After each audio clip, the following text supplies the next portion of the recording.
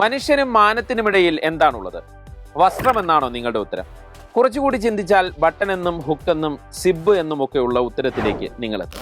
ഇത്തരം സിബുകൾ ഉണ്ടാക്കി വിറ്റ് വർഷം 4000 കോടി ഡോളർ നേടുന്ന ഒരു കമ്പനിയെ കുറിച്ച് കേട്ടിട്ടുണ്ടോ? കേട്ടിട്ട് ഞെട്ടണ്ട, കണക്ക് തെറ്റിയതല്ല. നിങ്ങളുടെ പാൻറ്റിലെയോ ബാഗിലെയോ സിബിലൊന്ന് നോക്കൂ. അവിടെ YKK എന്ന 3 അക്ഷരം കാണാം.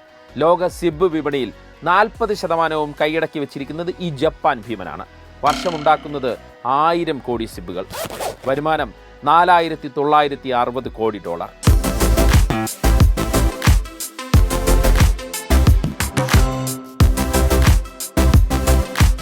ഫൗണ്ടർ ടഡായോ യോഷിത കൊക്കിയോ കബൂഷിക്കി ഗെയ്ഷ്വ എന്നതിൻ്റെ ചുരുക്കപ്പേരാണ് YKK.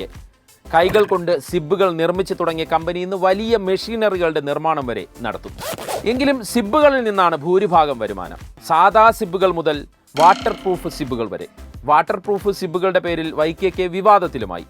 വാട്ടർ പ്രൂഫിനായി ഉപയോഗിച്ച പെയിന്റിൽ ഗുരുതര രാസവസ്തുക്കൾ കണ്ടെത്തിയത് അമേരിക്കയുടെ താക്കീതിന് കാരണമായി. എങ്കിലും വിപണിയിൽ YKK അത് ബാധിച്ചില്ല.